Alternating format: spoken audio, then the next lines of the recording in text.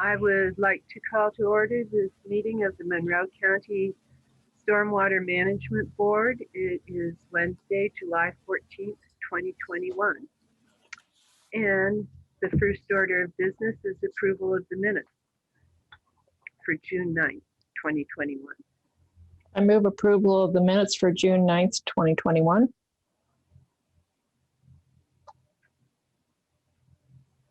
Is there a second? I said I'll second. Is my mic not working? It looks like it's not working great. It's working now. We can kind of hear you. Okay, how about now? Is that better? Yeah. Yeah. Okay, perfect. Thank you. So are there any comments, corrections on the minutes?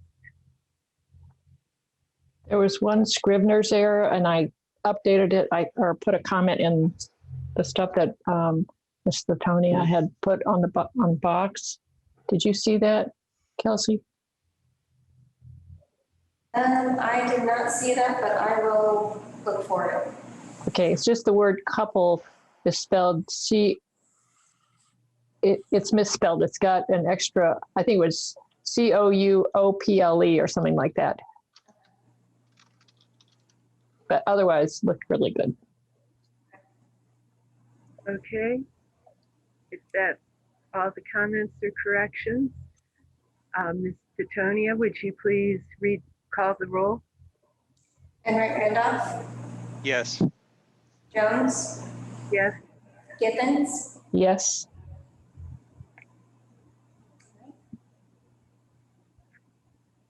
And the next order of business is public input for items that are not on the agenda. Do we have any public here? Doesn't look like it. Well, seeing none, Ms. Titonia, would you like to give us your staff report? Yes. I just want to say first for the minutes, I know Donna will be looking at the transcript of this. I am speaking through Erica Penna. We're in the same room on the large computer here. We don't. You're very echoey, and I'm finding it quite difficult to understand. Me too. We're in one of the conference rooms, so that's Okay. why. You sounded a little better then. Okay. The microphone is closer to me now, so if this is better, good. Okay. For staff reports, first thing I want to do is introduce Erica Penna to you. She's our new stormwater inspector. She's been here for almost a month now, and she's been doing a wonderful, wonderful job. Very thrilled to have her. So, welcome, Erica. It's great to have you on board. We've needed you for a while. Thank you. I'm very excited to be here. I feel like I'm starting to get the ground under my feet and get things rolling. So wonderful. That's good to hear.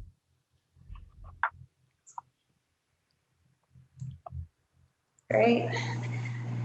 I'm going to keep it short today because we have several things to present today. So I am going to hand it over to Connie, who would like to speak with you about an update on construction site compliance in the county.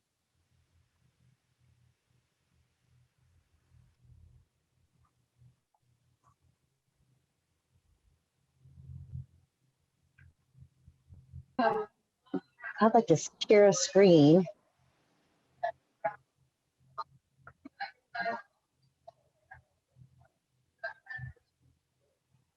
So can you see my screen? No. No. Okay.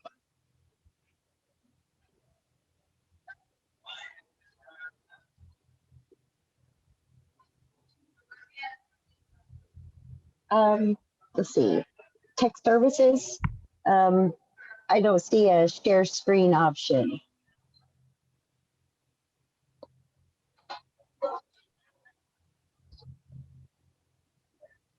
Sorry. Kelsey, maybe you should just go ahead. I can't get, yeah, oops, oh, there you are.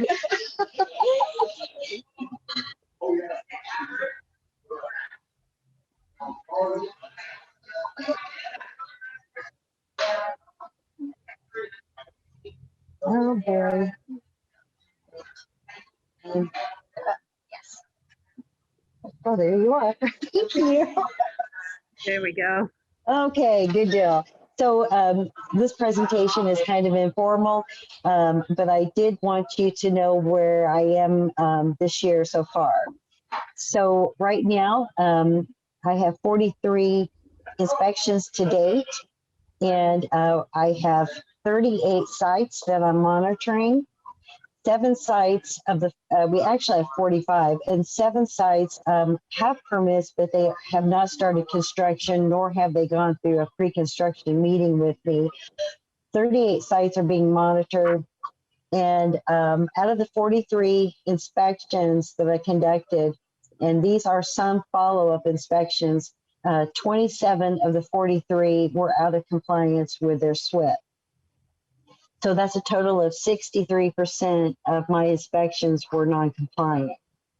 Some of the common compliance issues, these are my photographs from the inspections, lack of inlet protection, and using the wrong kind of erosion control in a concentrated flow area, crushing inlets, not installing them correctly to the right elevation.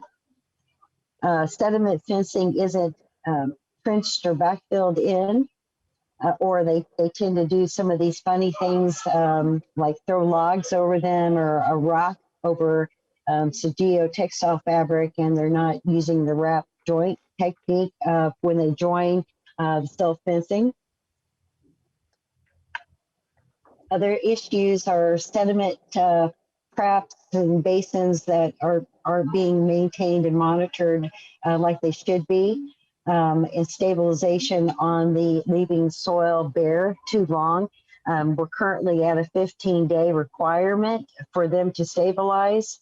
Active areas that are inactive, but we are going to a 7-day when the construction general permit is adopted quite soon, I hope. And then concrete washout areas. I actually was on an inspection at a site, and they didn't even have a concrete washout area installed. So I stood there and watched them the whole time and just waited to see what they were going to do. And they were kind of running back and forth for trash bags and things like that. They were more than prepared to put it in the dumpster. And I said, no, you can't do that.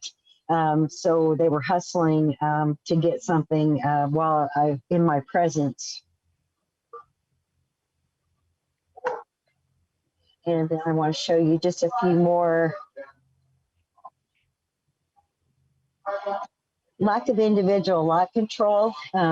And that's a real surprising thing to see anymore, because during my pre-construction meetings, not only do I give them quite a few manuals, but I do give them one specifically on individual lot control that they can provide to the contractors that come on the site to work. I've been having a lot of issue with this particular problem, and then I'm going to wrap up my inspection from or comments from one that I had today. So Porta John's kind of in the wrong place. You notice this one happens to be over an inlet. So if it falls over or someone pushes it over, it would go right into the inlet, actually blocking a hydrant. And then something that we encountered not too long ago that's still currently being worked out is not installing the emergency spillway or the detention area as per the approved plans.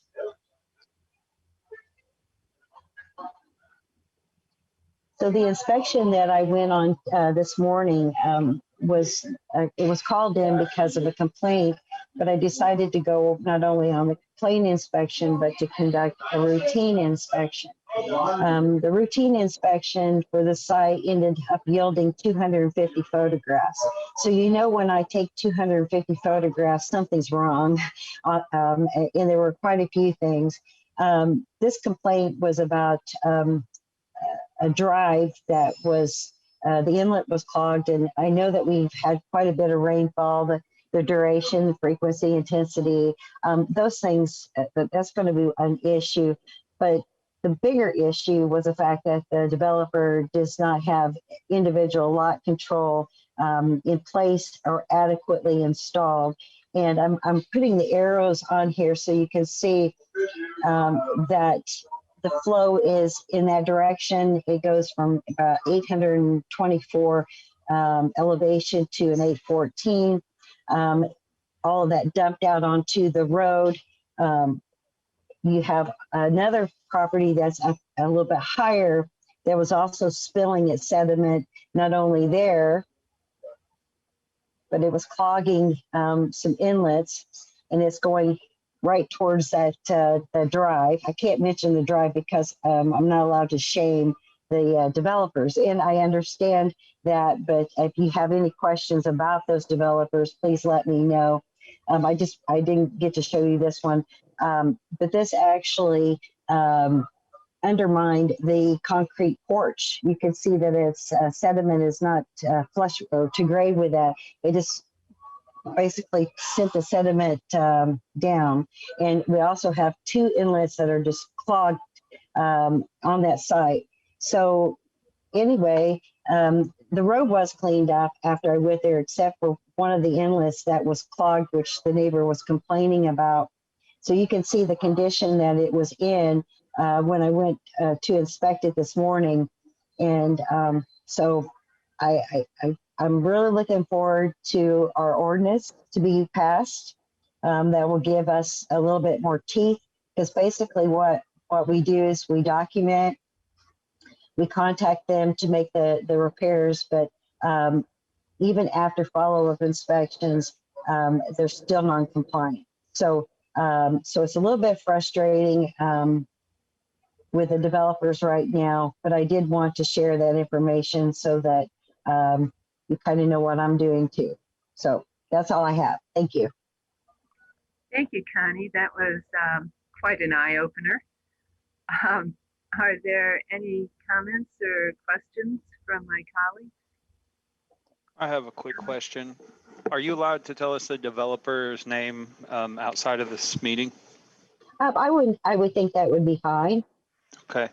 Yeah. I think I toured this site during some of its construction phase, and just recently during more current construction going on. So very curious if it's the same one that I was given a tour to. So I'll reach out to you, or you could just send it to me in the email. So I Okay. am curious. Yes, no problem. Awesome. Thank you, Connie. If you send it via email, it's people can get it via FOIA request. So Okay, then I'll give you a call and ask. I assume it's the same one. The houses look very similar. Commissioner Givens, do you have any comments or questions? well, first of all, I really appreciate, Connie, your really hard work and the fact that you are on top of this and know exactly what you're doing. But yes, I think we need to strengthen our regulations so that we can protect the environment and protect future homeowners and protect the current homeowners. And for so many reasons, we need to get it done right. Yeah, I want to thank you for all you're doing, Connie, and thank you for your report. It's kind of good to hear exactly how things are going. A while ago, I was in a meeting where Friends of Lake Monroe were showing photos of various different things. And one of them was an example of erosion control, which I wasn't familiar with. I think it was called a sisal coil. Is that something that's familiar to you? Not myself, but maybe Kelsey would know, or maybe I know it by a different term. I may not have the right term. It looked like a very fibrous kind of malleable log that Sisal, they could maybe put it's sisal. Oh, okay. Yeah, right. That they could put, she commented at the time that it was one of the best forms of erosion control. And it looked to me like it might be a little easier to manage and use. Well, if they are talking about wattles, I have 250 photographs, which include lots of wattles that are failing. So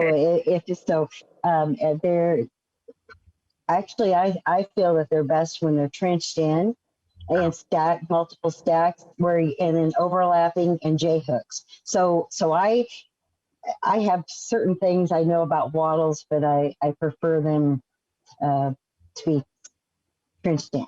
Yeah. So I would have to look at her evidence or her photograph. It was concentrated flow, sheet flow. Yeah, no, and this was just kind of a casual aside. I just happened to notice this one photograph and asked about it. I was just curious, but it appeared as if it would be an easier one to use, but probably not if you need to trench it in. Yeah, it's not an easy process, but it is required. Yeah. Oh yeah. That's definitely a good thing. Okay. All right. And anything else for Connie?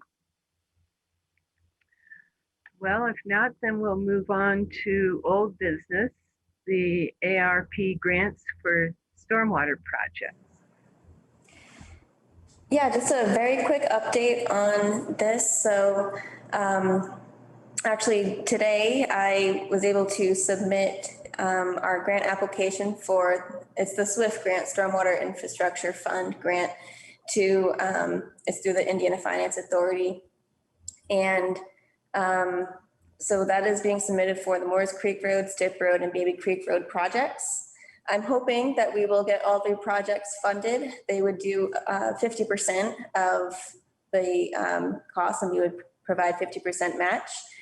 I will keep you updated as soon as I know something. We're hoping to hear back in August. So I will hopefully have an update for you at our next meeting. I just wanted to let you know that I submitted that application today. So thank you. That's great to hear. Very good. Does anyone have any questions or comments for Erica? For Kelsey, you mean? That's Kelsey. I'm sorry. No. Everyone was dark tonight. So I'll get to the voice eventually. I'm gonna have to work with Donna on these minutes, make sure that she has my name down correctly. Okay. So can I move on? Penny I have a has her question. hand up. Yeah, how quickly if we get those grants, how quickly do they have to be spent or used or however you want to frame it? So grant agreements will probably be completed and signed over the winter. I think by April, they hope to have that in place. Construction will begin, and then we'll have 2 years to finish construction. I think it'll go into 2024 to finish the project. So it's basically right on our timeline. We're ready to begin tree clearing this winter. And so if we can get these projects started and get some of that grant funding committed, I would be thrilled. So I think a lot of people will be pretty thrilled. yeah. So thank you for your support with that. Okay. I see what's happening. When you talk, Kelsey, Erica lights up. Yeah, we're in the conference room. The camera isn't the 360 camera like we had in the other room, so that's why the camera's. I'm talking through the conference room, but I have my laptop here with the agenda up, so that's how you see me. Okay, I that's just how I got confused. I'm sorry. So let's move on to new business now. The stormwater expenditure report for May 2021.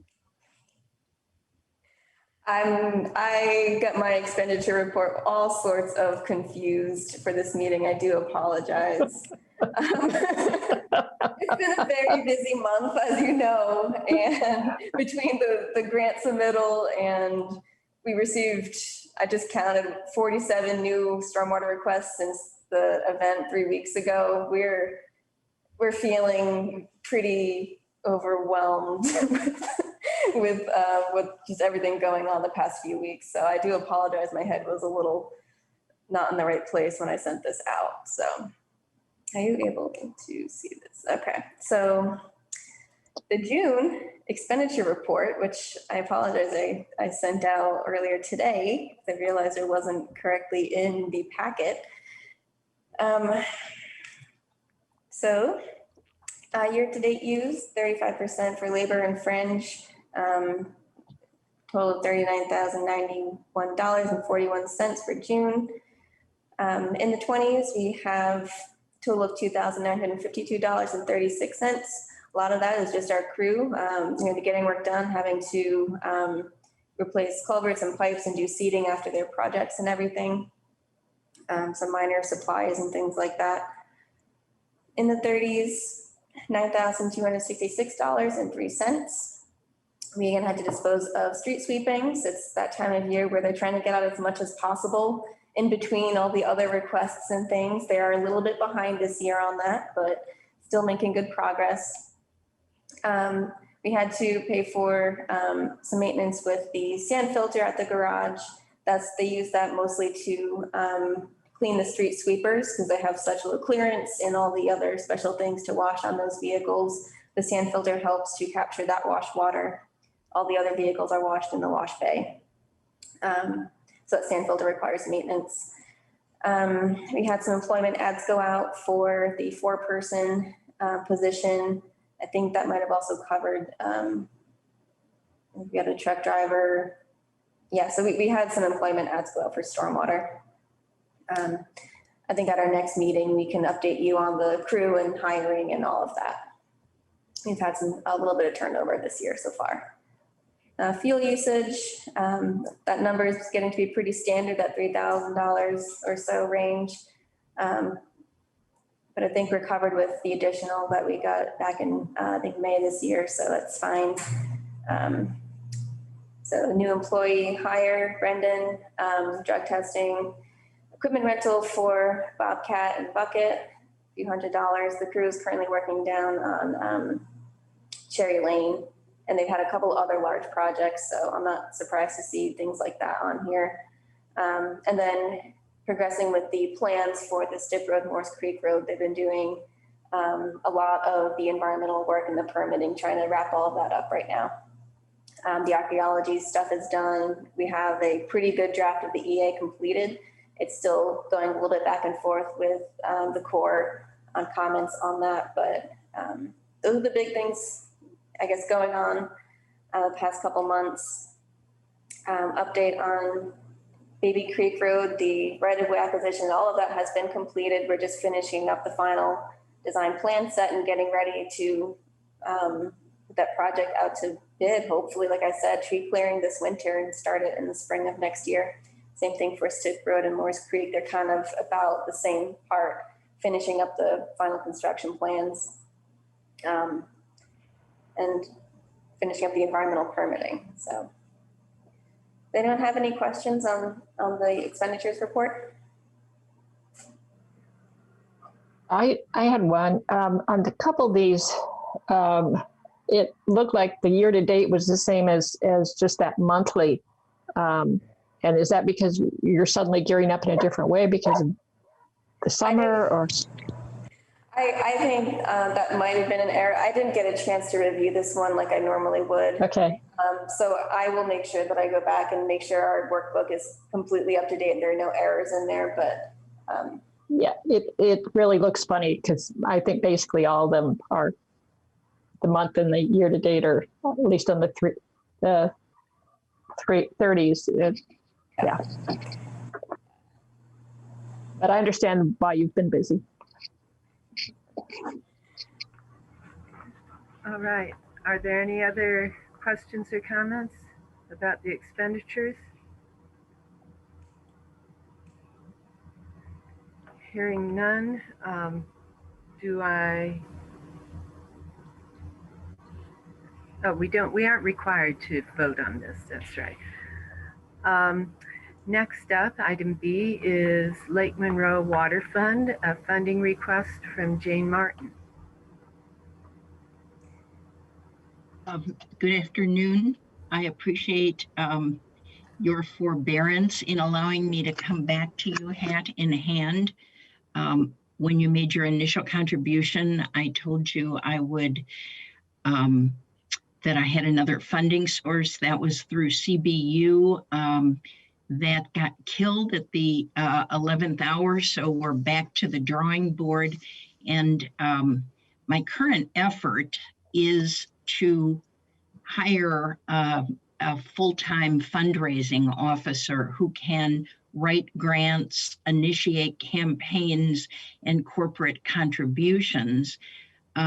However, those of us who've been working on this as volunteers since 2017 really need to have a full-time salaried individual to help us on the fundraising. So we're trying to do our part. I do plan to revisit the issue of putting a donation box on the utility bill, but as you all know, timing is everything. And right now, Vic and his staff are quite consumed with all of the constituencies involved in his rate increase.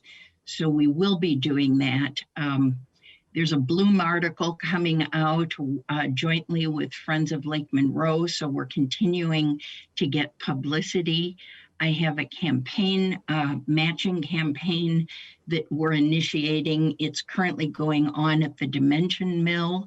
And in the first 2 days, we've gotten 36 contributions. So we're trying to do our part. So far, beginning in January of 2022, the city has put in $37,500 into the budget.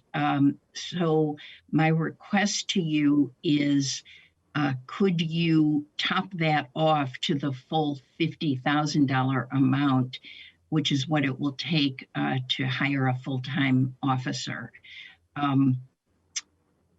I don't know whether the 37.5 will survive the budget process, but it's well supported within the administration and CBU. So that would give us a year in order to identify grants, to go after the largest institutional water customers and see whether they may be willing to replicate the matching program that seems to be gaining great momentum. So it's a good model.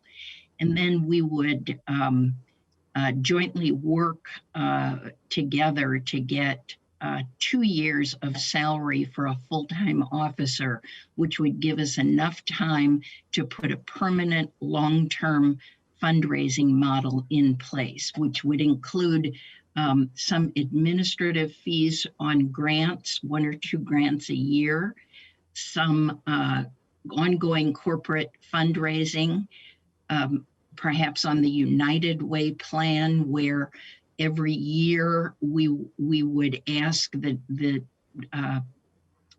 business and institutional customers to initiate a match program to the benefit of Lake Monroe.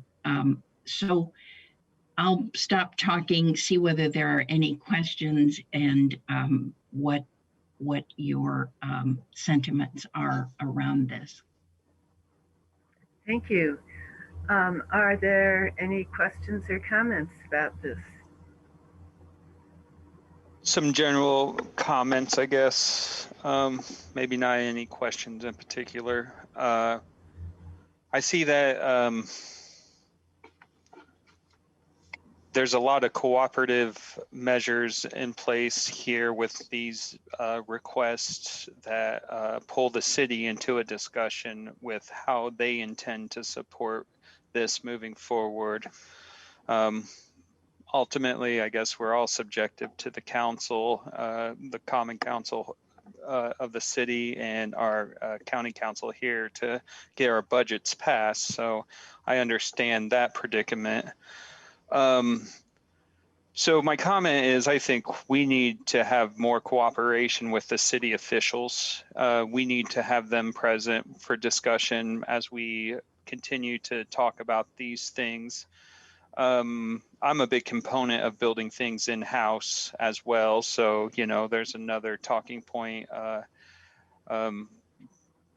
These grant coordinators are big positions, and you know, we could utilize them internally at the county as well.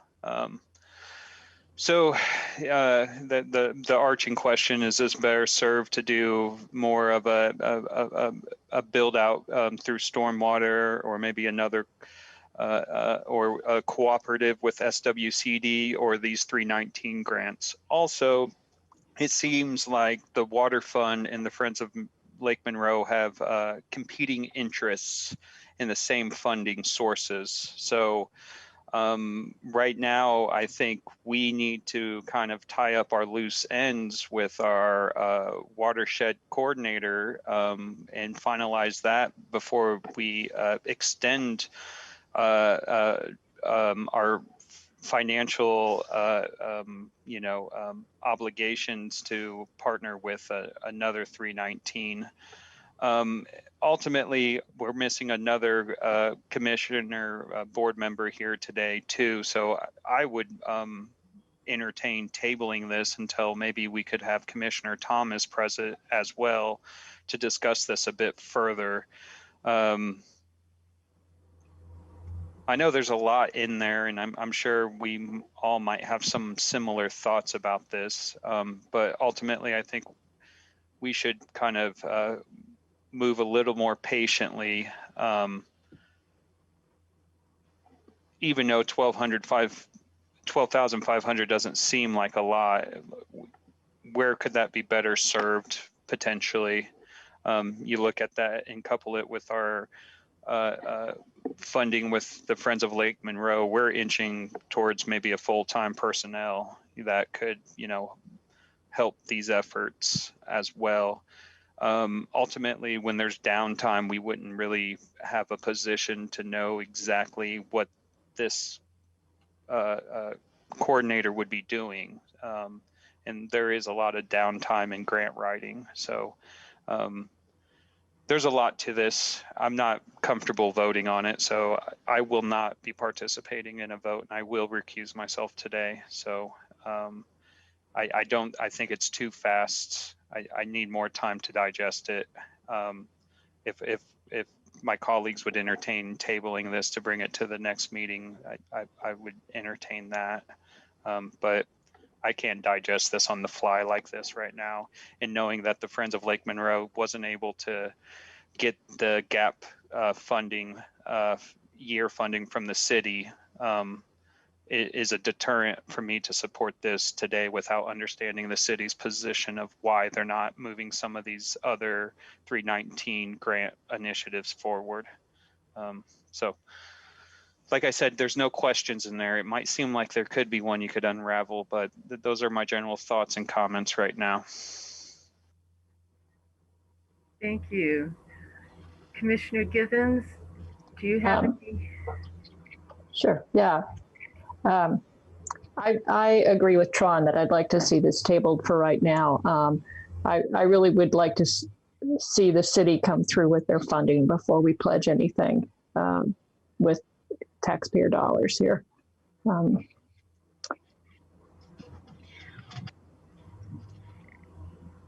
Thank you.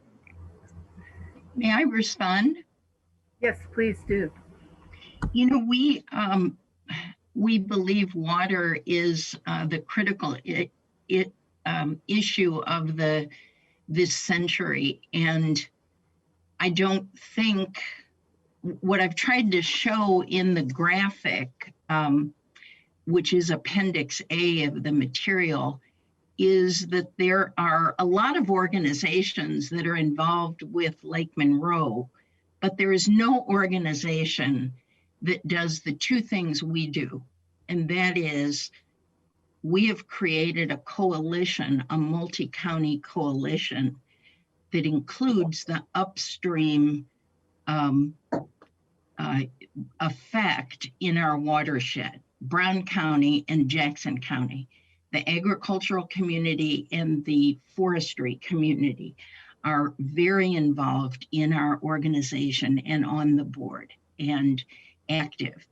And we have spent 4 years building this coalition.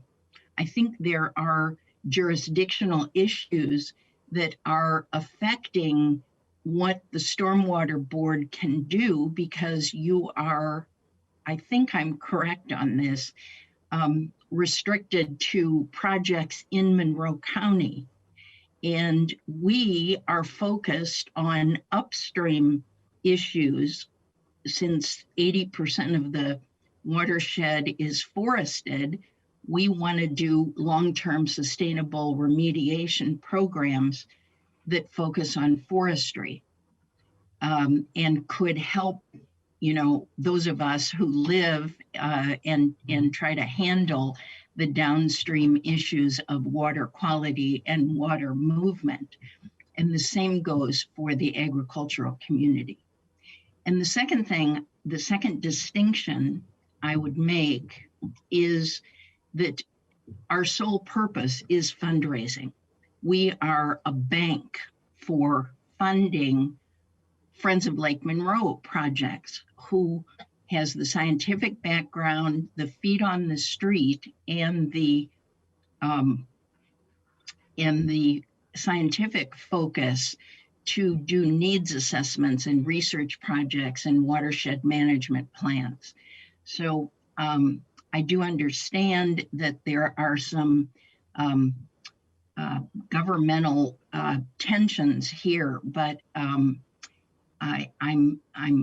a little bit anxious about being held up for the Friends of Lake Monroe grant, though that's purely your judgment. But I think water is a big enough issue that there's going to have to be a huge coalition of people working on drainage and infrastructure and water quality and public education and participation by the entire community and by all the counties that affect the watershed upstream and downstream.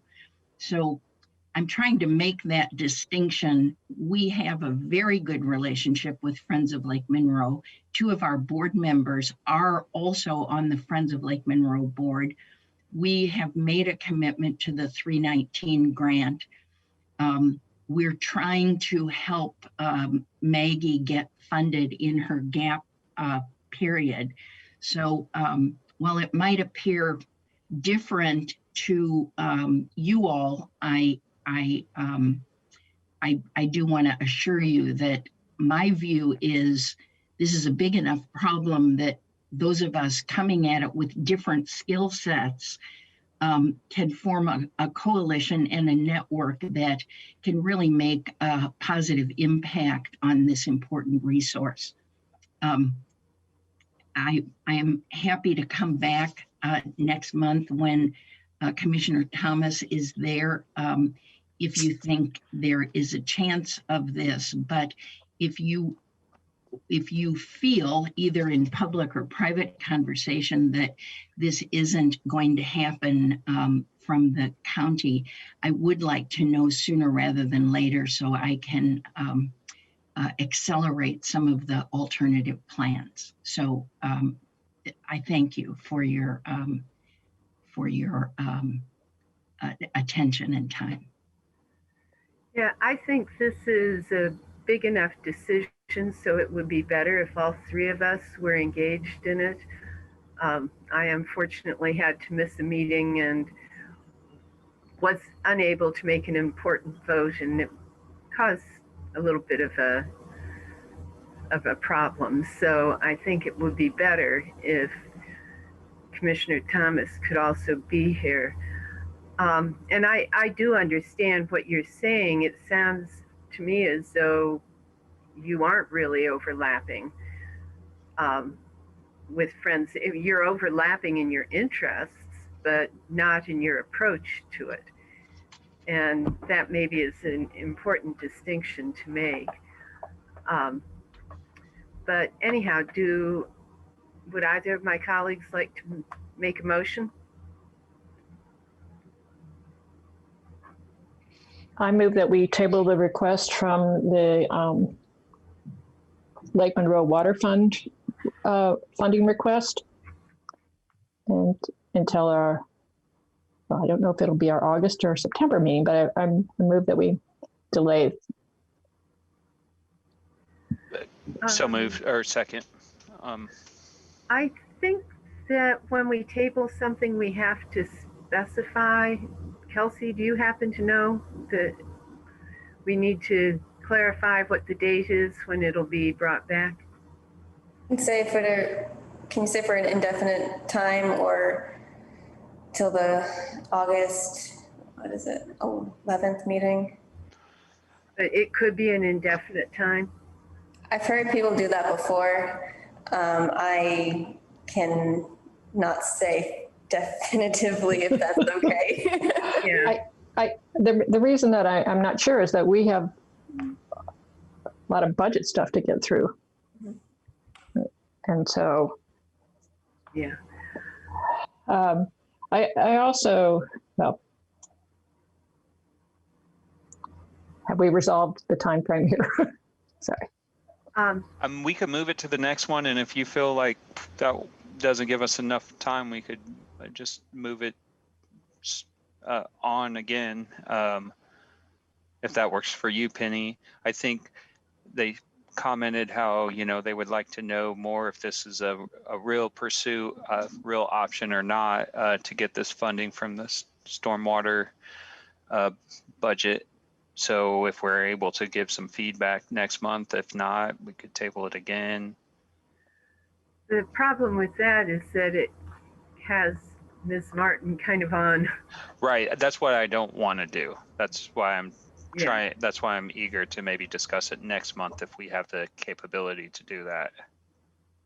I'm perfectly fine with whatever you do. I think I will begin to, it was my plan after this presentation to begin making some corporate calls, and so I will just accelerate it. And I think there's an advantage to having the Stormwater Board just top off this amount. I knew that you had other funding requests from Friends of Lake Monroe, and I delayed coming to you until after their presentation because I didn't want to interrupt them and preempt anything that you would give to them. And I also knew I've not generated much goodwill from all of you because of my assurance that I wouldn't be coming back.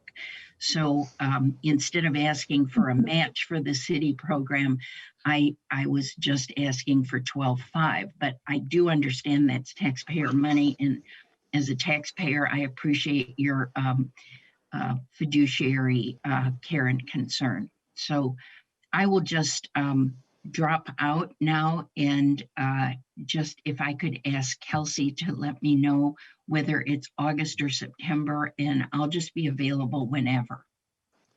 Thank you. Yeah, that sounds good. Okay. Before you go, I just wanted to say, because I'm not sure if you said drop out means you're going to leave the meeting completely or turn off the camera. I try to address all of my concerns with my comments, and if you think there's any way that you could reassure me or relieve me of some of my concerns, please reach me outside of the Stormwater Board, and I will make myself available to go over this and discuss it in a little bit more detail. Because I agree that I think water is a big issue, and we need to be very proactive in our measures taken to kind of prevent some of these, catastrophic scenarios that may occur if we don't take action now. So just wanted to let you know that, and that I'll make myself available to you. Just reach out. Tron, I will, Commissioner Enright Randall, I will do that because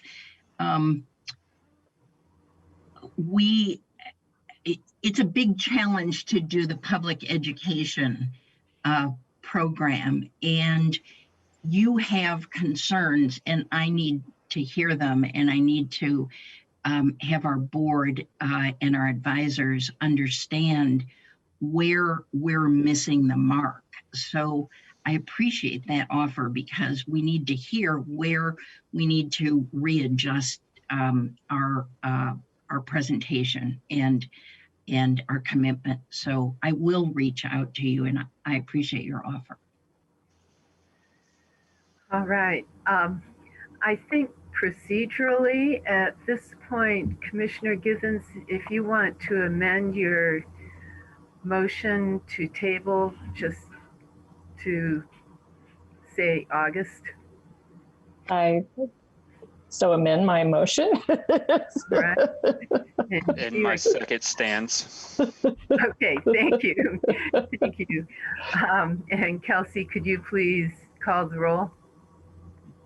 Githens, Yes. Jones, Yes. and Wright Randolph. Yes. All right, motion carries. And our next order of business is approval of the stormwater budget for 2022. Seems like an appropriate segue. So, yeah, I have the draft budget in front of you. I will go over some of the changes from the 2021 budget. And I'll let you know that this is just a modification of the 2021 workbook, because I think the workbooks for 2022 are just starting to come out now, and we haven't had a chance to do that yet. So first line is the salaries and benefits, and I just carried over the number from 2021. We're not making any changes until the WIS reports are returned, and that will be, I guess, figured out based on the outcome of that. So yes, Penny? I think it would be good to include the fact that you've added a new position. Yes. For Erica. Yeah, so that number, it is going to change. We've had some turnover within our crew as well. And so if someone had been there for a while and we hire someone new, that salary will be a little bit lower. Also, that 2021 salary included, I think I want to say like 17,000 for the overlap period where Terry was still working while I had started. It was a few months there. So there will be some changes, but I just don't have that information yet, so.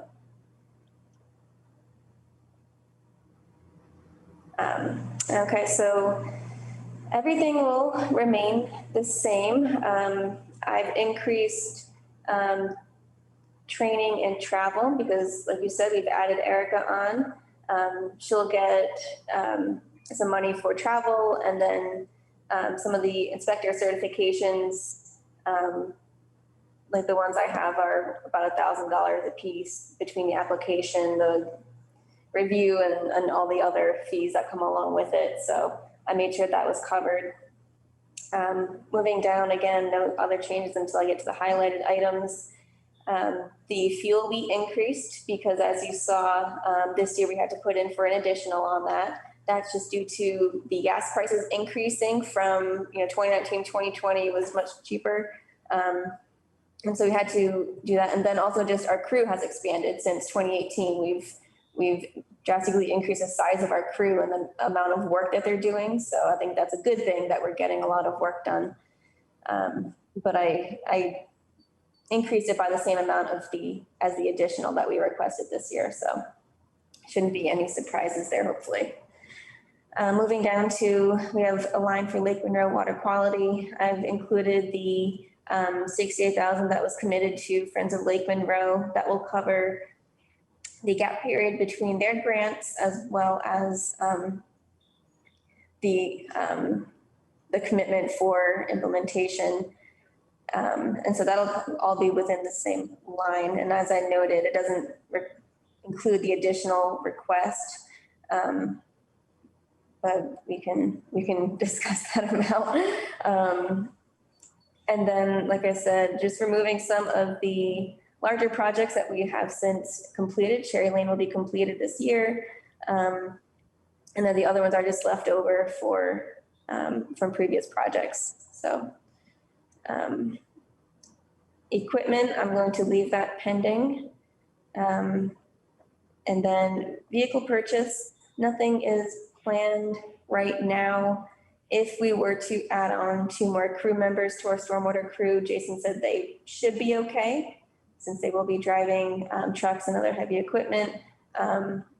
So I held off on that for now, but I think in 2023, you can expect to see another vehicle purchase. So does anyone have any questions?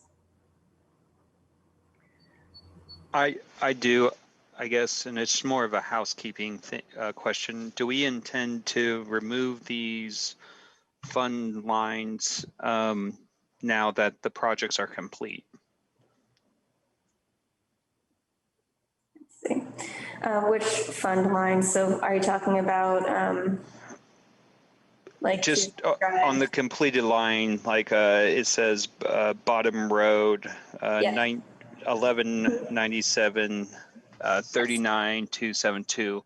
You do Yes. plan to have those removed because that's actually takes action from council to remove those line items, to officially remove line items. So I'm just saying that we should try to clean those lines up as we complete the projects, because if not, they'll live in Lao, and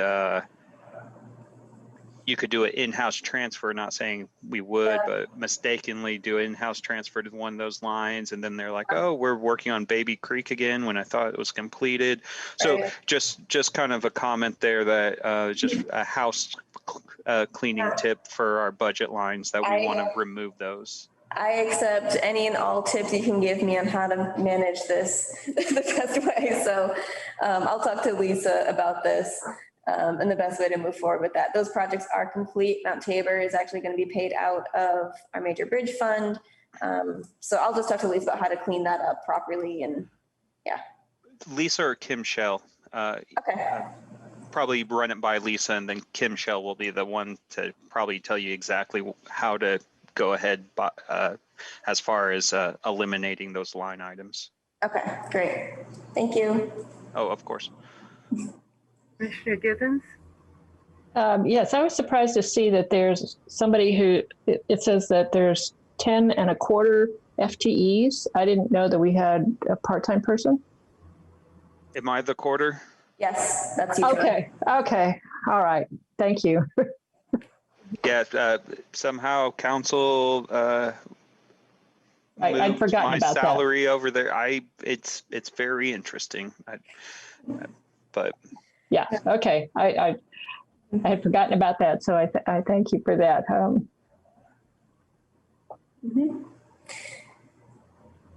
Is there anything else on the budget?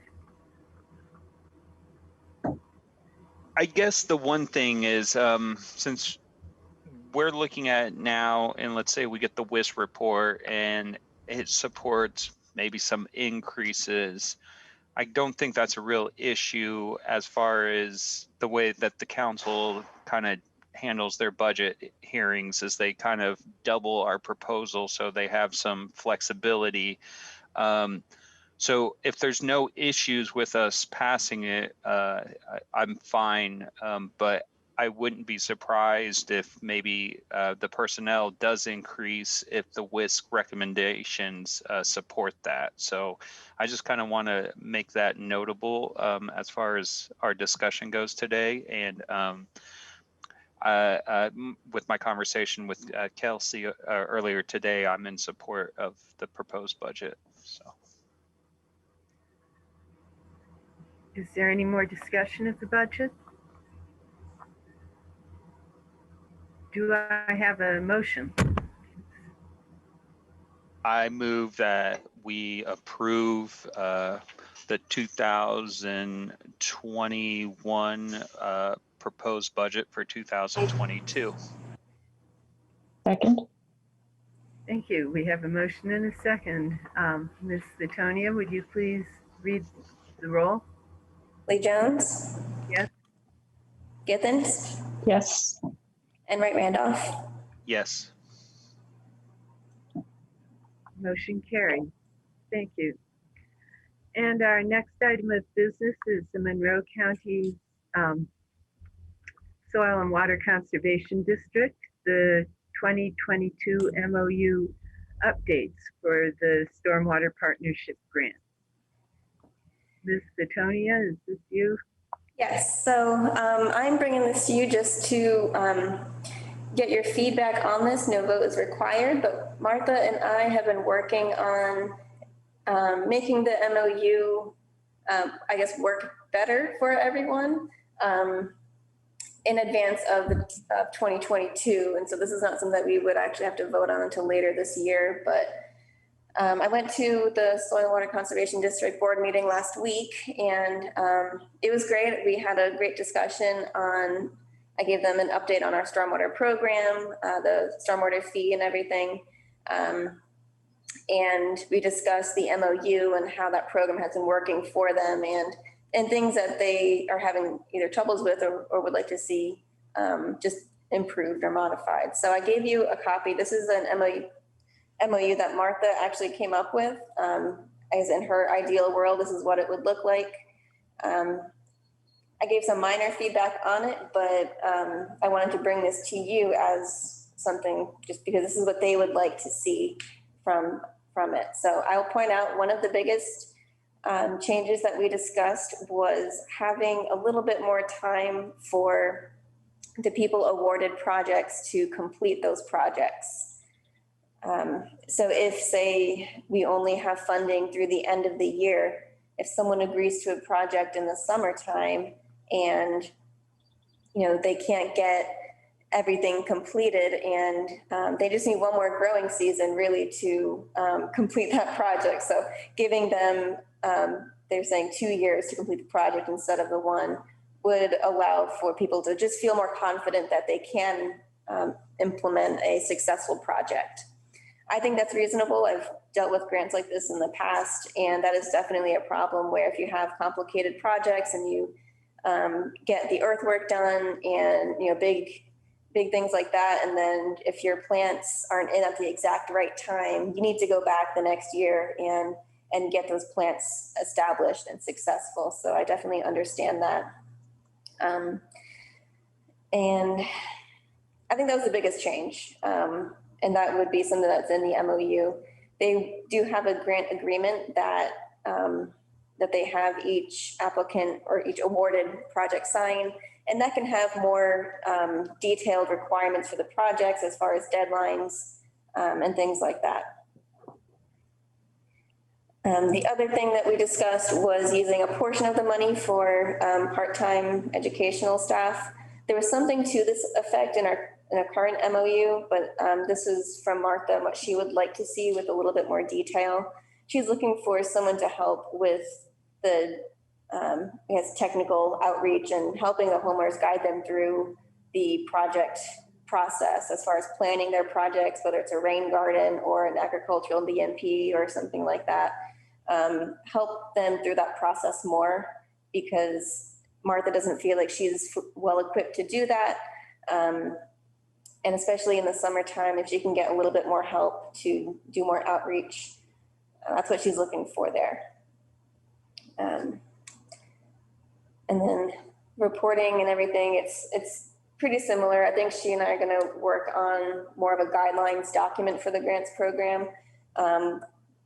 She and her board have hopes that we can make it more standardized in the future so that people know, what do you expect when you want a rain garden in your yard or a bioswale or, more urban style BMPs rather than agricultural BMPs like cover crops and things. So I'm excited to work with them more on this. I think this is moving in the right direction, but I want to get your feedback on this so that I can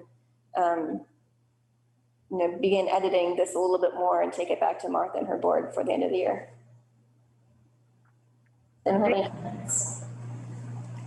Thank you. Are there any questions or comments? Commissioner Gibbons. Yeah, I don't know what a BMP is, and when I looked it up, it says blood monitoring or something. Anyway, so I really like to see things spelled out the first time they're used in something, and that's just me. But what is a BMP? You've used the term. You obviously know it. Management practice. Okay. So management practices. So whether that's something structural, like for example, a BMP on a construction site would be silt fence. So that's something structural that you put in the ground, and that's something that can physically help hold sediment back and improve water quality, or prevent it from getting worse. Or you can do procedural things. So a lot of times on farms, for example, procedural things would be, reducing tillage during, certain times of the year, only tilling once per year instead of twice, or things like that. They can do equipment modifications so that people can actually do no-till or overseeding, right, or things like that in their equipment. Okay, so best management practices. If that could just be spelled out the first time it's used, I would really appreciate it. Absolutely. Anything else?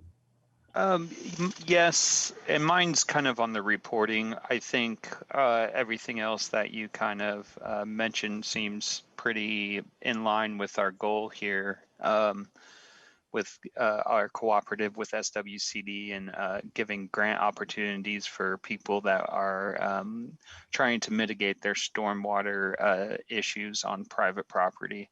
I think that's great. I think we should always continue to look at these kind of innovative ways of kind of collaborating with SWCD to relieve some of the issues that occur on private property, because we're pretty limited when it comes to that. So, so back to the reporting.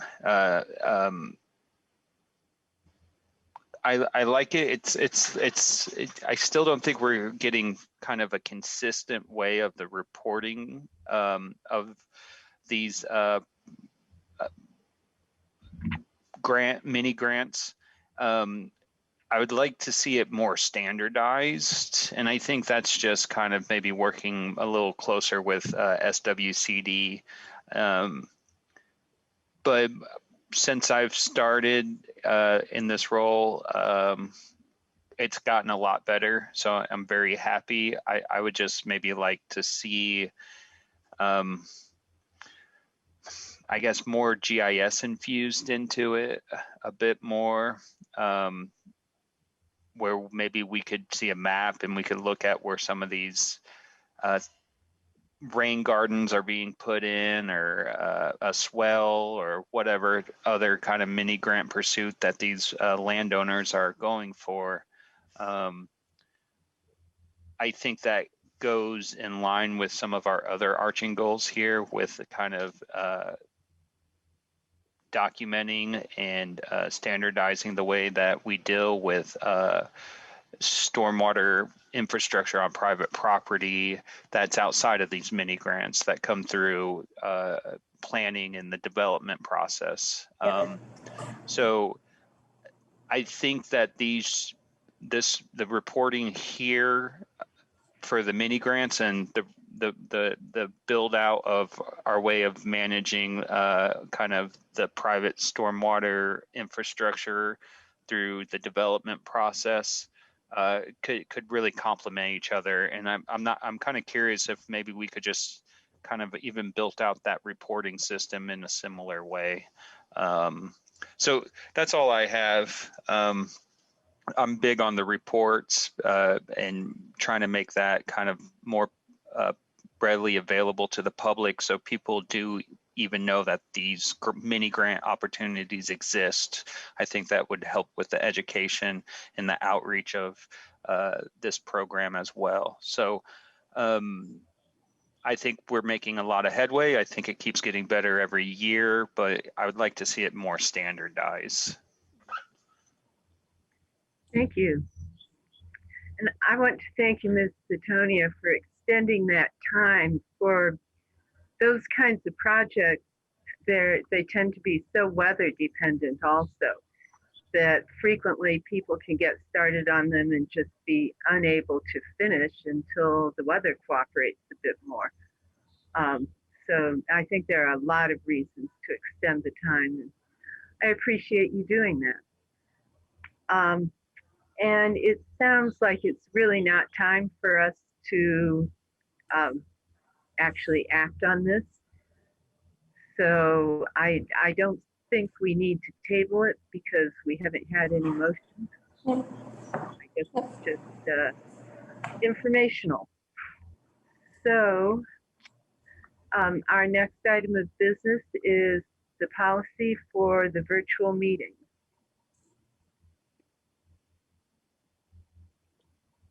Do we need a presentation? If so, that's absolutely fine, but this would probably be close to double digits for me being presented this exact same electronic permitting or electronic meeting adoption. I think commissioners had double that amount. So if everyone's okay, I would just jump ahead of everything and move to adopt the electronic. Let me bring up the agenda. Adopt the electronic policy for virtual meetings.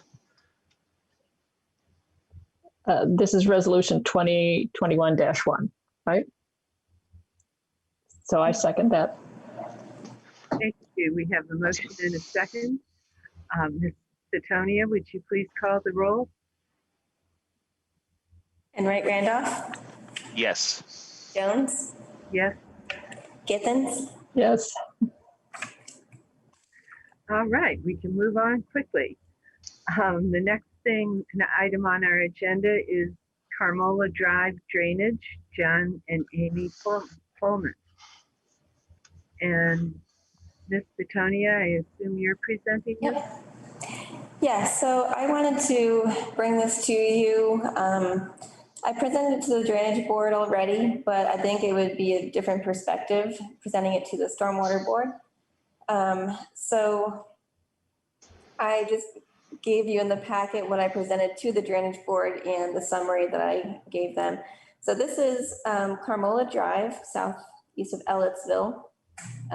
We have invested some money in designing the new road corridor with stormwater improvements. We installed at 60% design, and we currently, I'm not sure where it's at, but I know that we don't currently have funding allocated to finish the design and to implement them. So the issue here is that there are a lot of stormwater issues on Carmola Drive with all these subdivisions in here.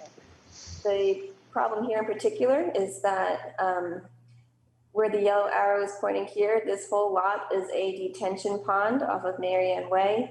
This captures a very large drainage basin coming from the east. It goes down into the detention pond and then discharges directly into their backyard. The yellow outline is the Pullman residence back here, and then it's supposed to sheet flow on to the other properties. But as you know, it's a large drainage area. And this was designed under the old ordinance and allows a lot of water to bypass, which means there's not a whole lot of detention actually going on, despite the fact that there's a detention pond there. So the water is actually, it's overwhelming their property. They have a little tiny pond of their own back there, but it gets flushed out with large rain events. And on top of that, there's also the runoff from Carmola Drive. And we need to be careful with how we collect the stormwater Carmola Drive and then discharge it, because we already do have issues in this area. There's also, just so you know, someone's trying to put in a house in this lot right here as well. And this is the low spot here.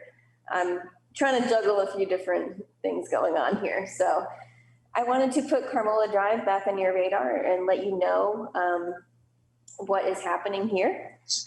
So one of the things that I am suggesting to the board to fix this is that we need a way forward to make modifications to detention ponds if we find that they're not functioning useful, if they're based on an old design standard and they need to be improved. We need a way forward to do that, I guess, legally and fairly and things like that. So my recommendation to the board was to have a signed and recorded agreement with the developer or owner, HOA, whoever owns the pond, to maintain it.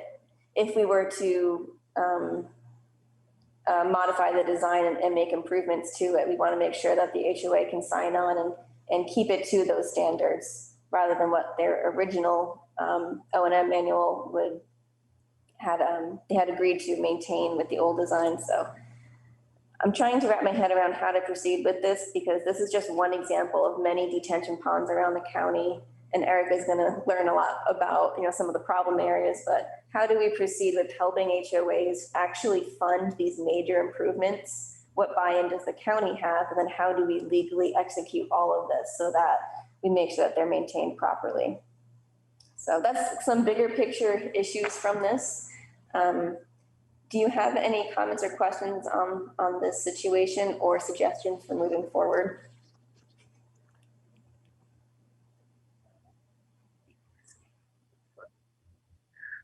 I actually do. I have spoken with the Pullmans a number of times about this situation, and they've told me some of the history of it. And I guess they feel that the pond never was built correctly. And that's why there have been so many problems with it. And some of why they're coming to the county now is because the county didn't do anything about it at the time.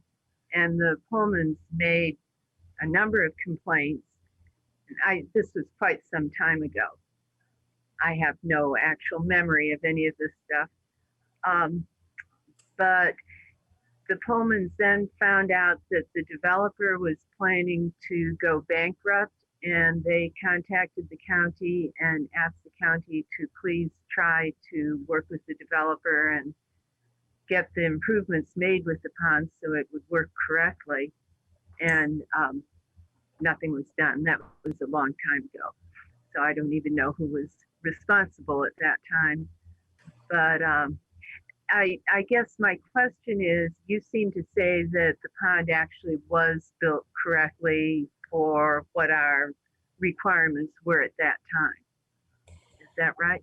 I have not inspected the ponds to compare it to the construction plans, and I'd have to do some digging to find those plans. So I cannot say that it was actually built correctly. Yeah. Because the main reason that I encouraged them to bring it to us was because while I don't think any of us were around when this was happening, I did kind of feel that the county had a bit of responsibility in not having responded at all when the Pullmans told them that the developer was going to be going bankrupt, or at least no response that they're aware of or I am aware of. So anyhow, that's just a bit more background, and I don't really know if it should be relevant or not. Are there any other questions or comments about this?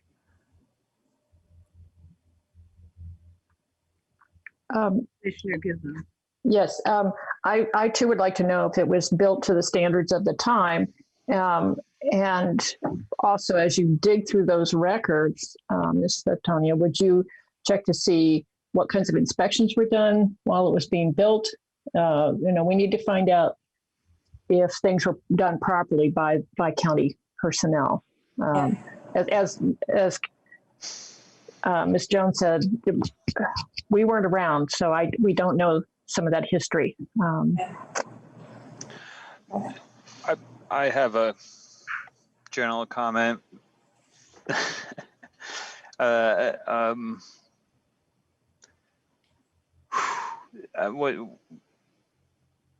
So this is kind of like a can of worms, if you will.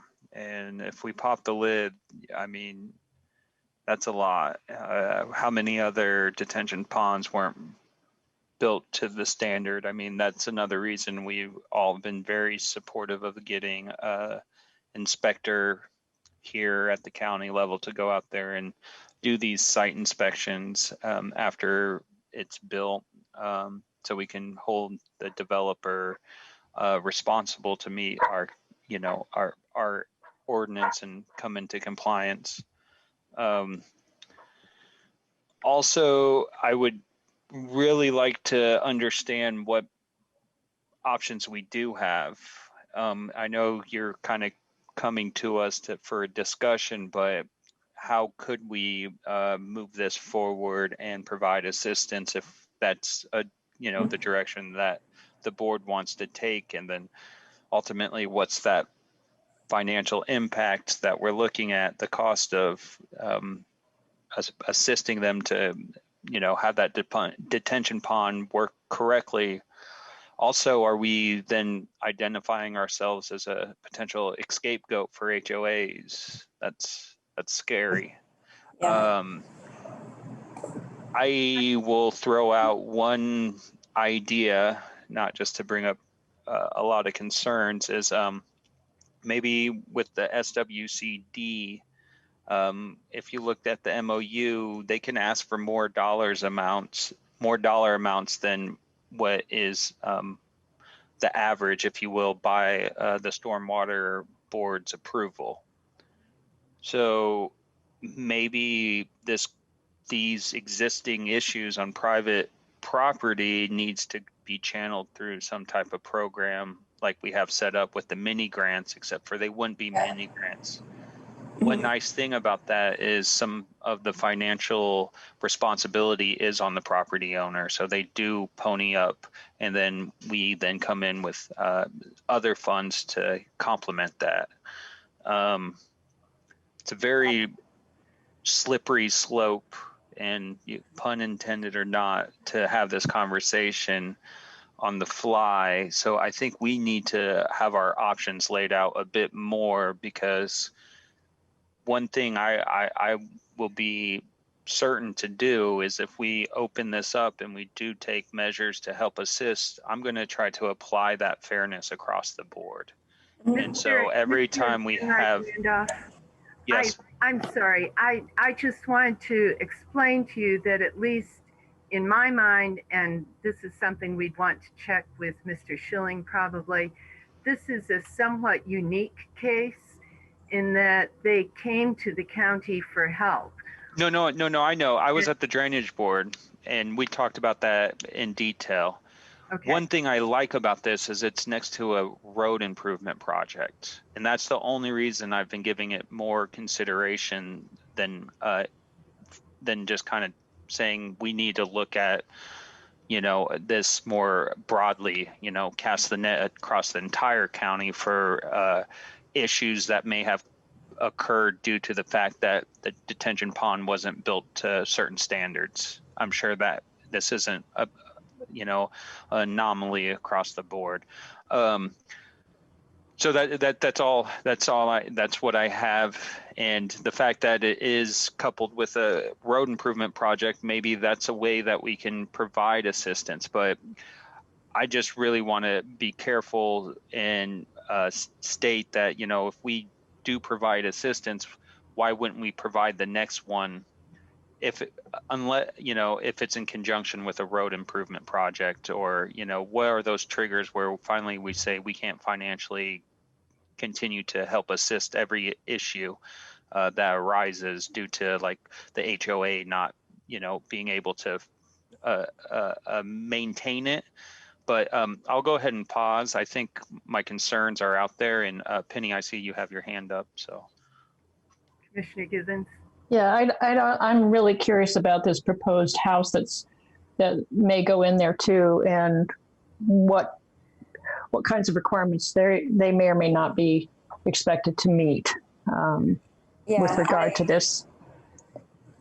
For that new house, I just talked with planning in our meeting earlier this week. We're going to require engineer certified plans for the grading on that lot to make sure that since the lot is lower than the street elevation and it's a low point where we were planning on discharging the new storm sewers, that we make sure that that lot is graded properly and the house won't be threatened by stormwater coming either off the road or from pipe. So. Regarding the larger issue of detention ponds, I have heard of some MS4s allocating, $100,000, $200,000 per year for HOAs to apply for funding for post-construction projects. That's a lot of money. It'd be a really large project to handle, but I think that's what we're going to be coming up against in the coming years when we find that HOAs can't afford to maintain these ponds. So how can the county help in a fair way, giving them the resources and some kind of assistance to get them functioning, because they are a very important part of the storm sewer system and the drainage in the county, and they are almost all on private property. So yeah, I also was wondering, it would be wonderful if the HOA would agree to maintain the pond if it were to be corrected. But I'm kind of wondering if they will, because they aren't really impacted by it at all. Yeah, it's enforceable under the MS4 ordinance permits. So okay, good. Yeah. Then that was really just for discussion. Mm-hmm. And is there anything more on it? If we could have some of our options laid out, and if we could get idea from where the stormwater staff is at as far as supporting this, or if they even think that we would have a sustainable fund if we went in this direction, would be very interesting to hear the next go around. Yeah, and certainly the flooding that we keep on experiencing is very expensive for the county. So deviation might be the best answer. If there's nothing else, our final item is East Sanders 2nd Avenue, a stormwater complaint discussion. Yeah, so I'm bringing this to you. This is something that Terry had dealt with in previous years. So this is in Sanders off of Fairfax Road. So Fairfax Road is here, Norton Street, which is it's within the county right of way. It's a county maintained road. It only serves, 1 or 2 houses. There's a 15-inch pipe capturing water under Norton Street. And as you can see, the flow line goes down onto East Sanders 2nd Avenue. And these homes here are located in this low area before the water makes it down to the stream to the south. There are issues with lack of, stormwater infrastructure. It's in a low area, so it's hard for us to, basically this was kind of a puzzle that Terry found no solution to. And that's kind of where he left it, was that the county can't do anything here. I'm taking it to you so that you are aware of this and, trying to maybe discuss what it would take to solve this problem, as far as, what infrastructure could we, possibly install on this road to help alleviate these issues for these homeowners here. The one under consideration right here, there is a trailer here that receives water. Right here to the east is an alley that is, to my knowledge, unvacated. They use this as their driveway. And as you can see, the low area just goes right over the driveway here. Terry and Jason had talked about maybe a culvert under the road or driveway at this location, but that would not help so much because, for one, it's not going to capture most, large rain events. It's in a low area and the water really does need to be the water needs to be directed, farther south. There's no other infrastructure to tie into here. So this is kind of just a drainage issue that I'm not sure how to proceed with. I could put on the table that we maybe invest some money to design new infrastructure, but I think that would take a considerable amount of funding for design and install. But I just don't know what else to do at this point. So I saw we do have Mr. Hefner here. Oh, yes, so Mr. Hefner, would you mind explaining the situation here with the home located over here and your take on it and yeah. Sure. Can you hear me? Yes. Okay. Hey, great. Thanks for having me and inviting me to this. So I'm calling you from the great state of Colorado. I don't live in Indiana.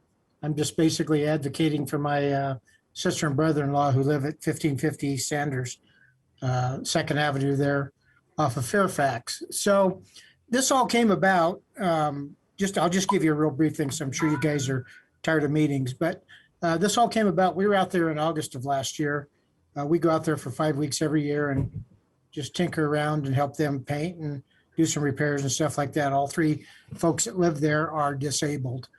And during our trip out there last year in August, we got a pretty substantial rainstorm and literally flooded and washed out their driveway and most of their front yard. We bring a 5th wheel with us, and it was up to the bottom of the 5th wheel. It was about 3 feet of water running through there for an extended period of time.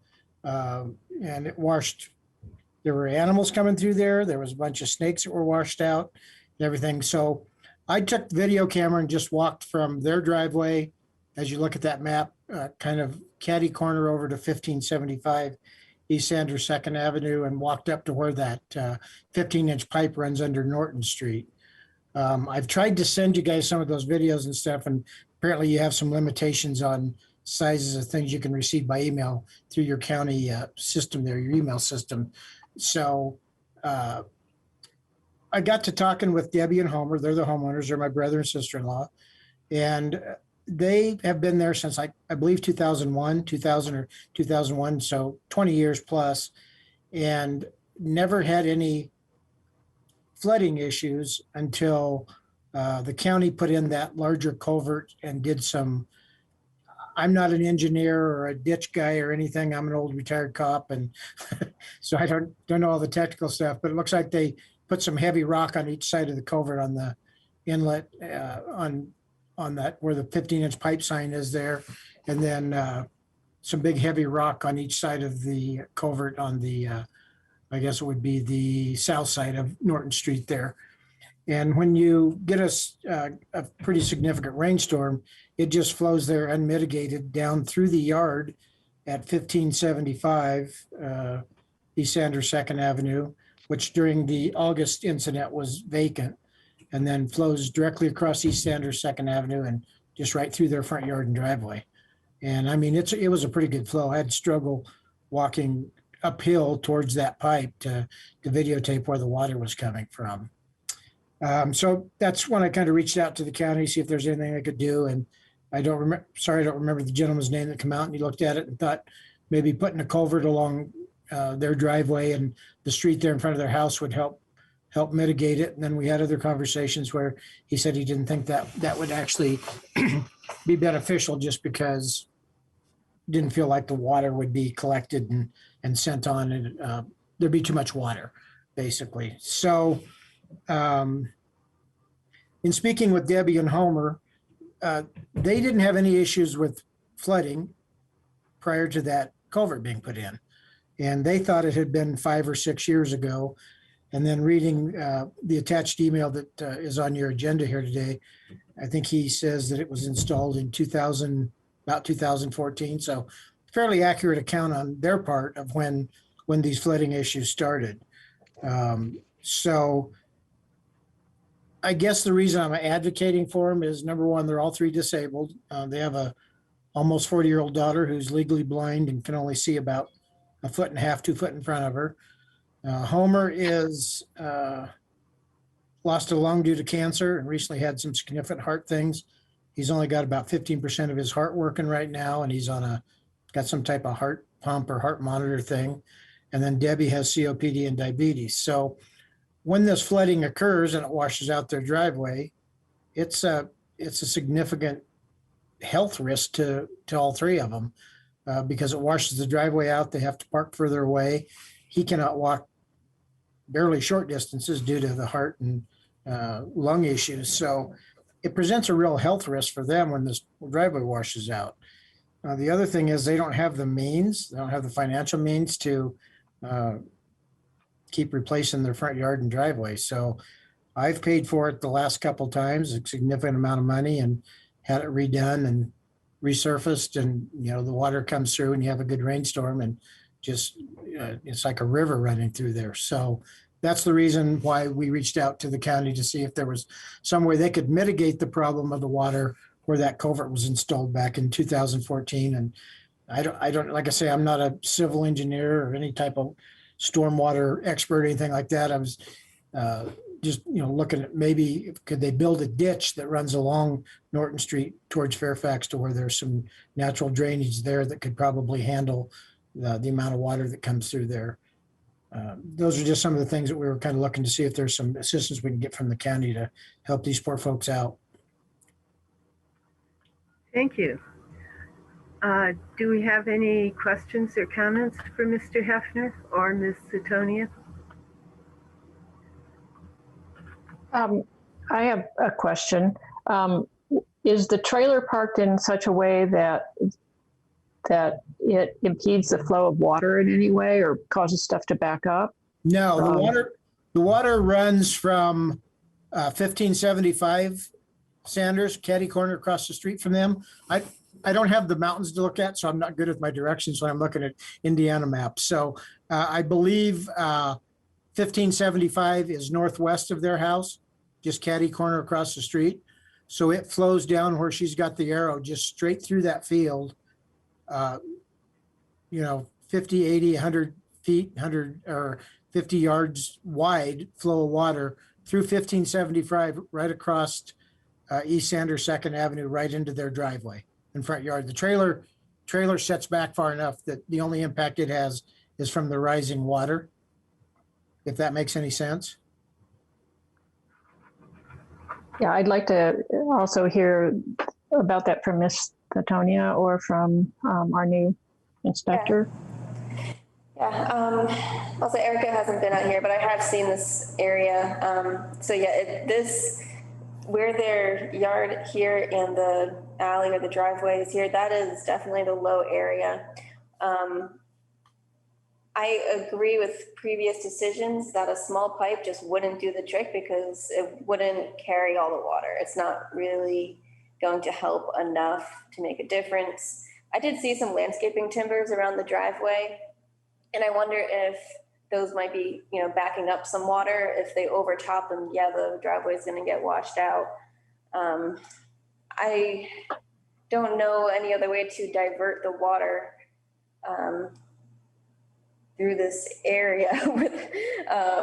Normally, I guess I would, sorry, hold on, stumbling on my words. So the trailer needs to be higher up, basically, is part of it, I think. It's in a low area. I obviously don't think that's a feasible option. If we were to install a small system of storm sewers to capture the water from this house on the corner all the way down across, and then, this is another private property parcel. We're really kind of stuck in terms of right of way. Everything would have to be in a large pipe underground and sent through this right of way alley, which Dave told me I can't turn into a ditch because it has to remain an alley or something because it's not vacated. That got a little bit beyond me and my knowledge of how that works, but it's just a hard situation. I feel for these folks who live here, and I'm kind of stuck here in terms of how to solve this problem. Mr. Hefner, did you say that this house in the corner was vacant? It was vacant. Well, here's the ironic thing. It was vacant in August when we had that significant rain. I think it was on August 4th or around the first part of August last year. And then I think you guys had a fairly significant rainstorm in February that washed out the driveway that we repaired back then. And then I don't know the exact date, but I want to say it was in June. You guys had another one. And that house has since been bought by a young man. I think his name's, I want to say Chris Brown. And he's done thousands of dollars worth of work and repair and stuff. And that last rainstorm came through. It literally washed his front deck off. And they actually had to call the fire department to help them get out of the house. The water was so deep, running under and basically through their house. So, I mean, it's significant amount of water coming through there when you have these rain events. And in reference to your comment about the trailer being higher, the only impact the trailer gets is just the water running through. It's basically that corner of the driveway where it runs across and just literally washes out that big heavy rock that we had put in there. So, I mean, they get water under the trailer. That can certainly be taken care of. Wish there was something else I could do because, it gets moldy and everything else in there. But it's mainly just the washing out of the driveway, which it's a significant issue for them when that driveway is washed out and they can't park close to their residence and they can't, it washes a, 6, 8, 10 inch amount of gravel out into those woods that are to the, I'm trying to think what direction that would be. Must be the east towards Fairfax.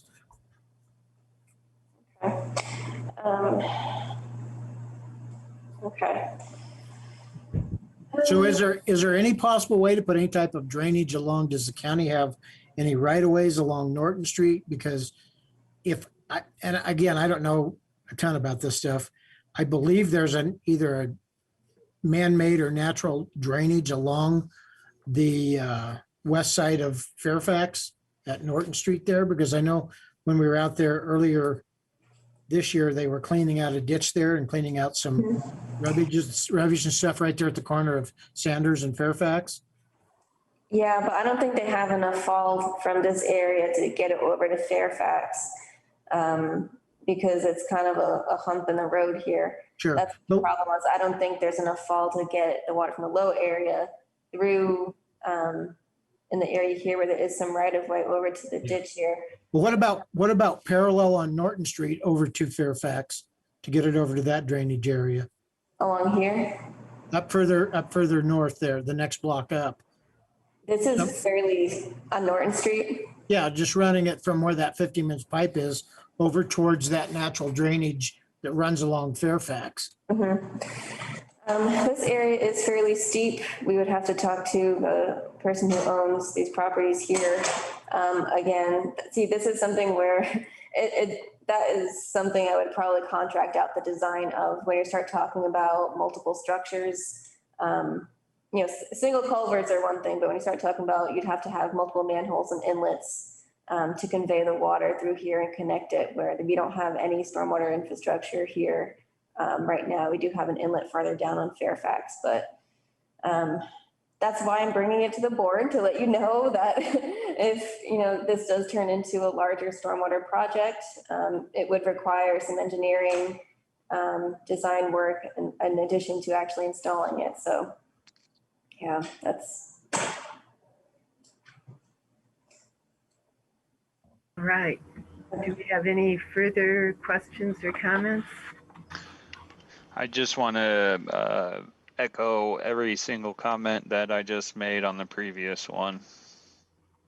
Not that I'm against trying to figure out how we can relieve these issues, but I will be certain to apply fairness across the board. And if we go trying to fix every issue with stormwater dollars, we're going to have an unsustainable budget within half a year probably. So can I say one more thing? Yes. Yes, please. I guess the frustration on Homer and Debbie's part is the fact that prior to the installation of that larger culvert and the way that the water is directed through the culvert and then the way it exits out the other side, they didn't have those issues for 15 years. And then once the county came out and redid Norton Street and added that culvert and the way the design is on both sides as far as the entry and exit of the water, that's when the issues started happening. So I guess that's part of the frustration was it didn't happen before. And now it's happens pretty regularly. And with our weather changes, I don't know about you guys, but Colorado's weather has changed significantly as far as what we get for snowfall and rainfall and hot days and everything like that. And I'm assuming Indiana is kind of in that same boat. So, if we continue to have these large events, this problem's only going to get worse. I would believe the reason we're looking at this is due to that 15-inch pipe. I sympathize with that. Absolutely. On a lighter note, I had 4 brothers and a sister living out in Colorado for a period of time and 3 nephews. And I've been Awesome. visiting that great state for the last 16 years. It's awesome. We love it here. Mm-hmm.